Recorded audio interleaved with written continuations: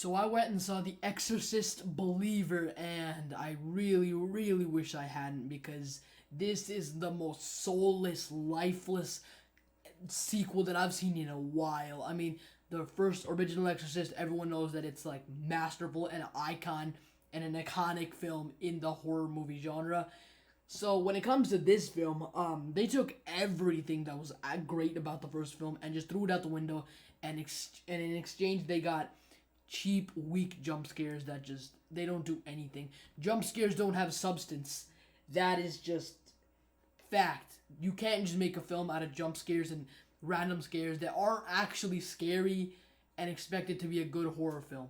There's no good story here. The setup is dull and the premise is just boring, and it's just the first act was entertaining enough, and then it got so bad, and then it just got so boring and just generic, and it's every other possession movie you've ever seen.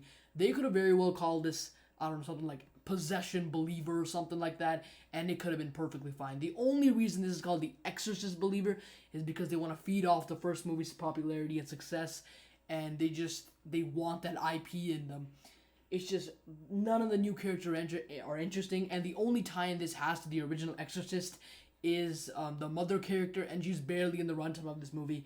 She barely has any screen time. So overall, The Exorcist Believer is one that I will never be revisiting. It is just a huge, I was gonna say disappointment, but it looked awful from the trailers. I don't even know why I checked it out. I was just curious, and I went on a trip to the movies, but this was not good. No, it was not good. Yikes.